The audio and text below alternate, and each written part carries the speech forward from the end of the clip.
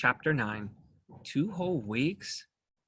Welcome back to class game time, Funmaker John said as my class lined up shoulder to shoulder.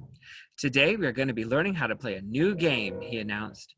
The whole class began to cheer, except for me. This was about to get real awkward for me. But I'm not going to be the one to teach it to you, he explained. The class stopped cheering and gave Funmaker John a confused look with their heads tilted to the side. It was weird. The entire class tilted their head to the same side. What are the chances of that happening? Today, our new game will be led by none other than our creative TJ, he said, more like a sports announcer and less like Funmaker John. Everyone's tilted head stayed tilted, except now they're tilted in my direction. Even Mrs. Whiston is looking up from her clipboard, and now my insides feel like they're twisting up. Over our next couple of meetings, Funmaker John continued as he motioned me to join him, TJ will be introducing a game that he himself designed and created. Now Justin and Sammy are quietly cheering and high-fiving each other. Guess they're excited that they'll finally get to find out the details of my game. Now remember, Funmaker John said in a serious tone, TJ is going to be in charge. So you are to give him your full attention and respect him the same way you would respect me. Let me change that. You are to treat him better than you would treat me. He is not making this any easier. The more he talks, the more nervous I become. Maybe this whole having me come up with a game of my own wasn't such a great idea. And me introduce it to the whole school? Why in the world did I agree to that? This was way harder than how I imagined it. There's got to be an easy way to do this. Some way that could help me get rid of my nerves. Come on, TJ, Justin shouted. Yeah, TJ, Sammy joined in. Then the whole class started to encourage me. I have to admit, it made me smile.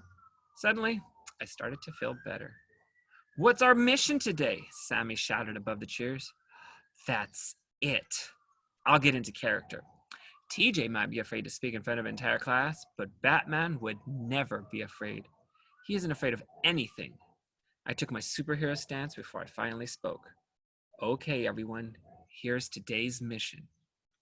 Little did I know that after I introduced and taught my class how to play heroes and villains, that I would have to do the same thing for every other upper grade class.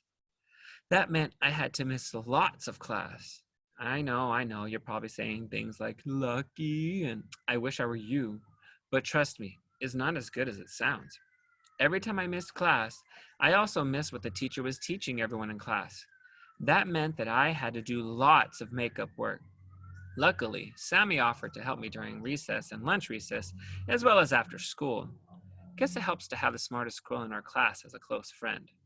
Although, it was a little awkward the first time she came over my house after school. Sultry started poking fun at us and saying things like, ooh, and TJ's got a girlfriend.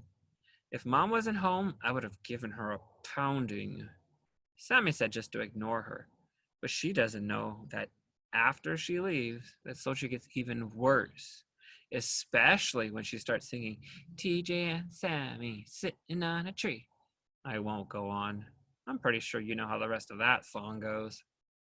Luckily, it didn't last forever, but still longer than I would have liked. Due to the way class game time is scheduled, it took 2 full weeks before I finished teaching all the different classes my new game. Some classes caught on quicker than others, but in general, they were all excited about my game. Some people tried to play it at recess, but it was still considered wandering the field, since we hadn't reached the official start date yet. Everyone kept asking when we would be able to play it at recess. I told them that Funmaker John said that everyone had to learn it before we could play it. That way it was fair. I just hope that it works out in real life the way I had imagined it. If not, this is going to be the shortest game in our school's history.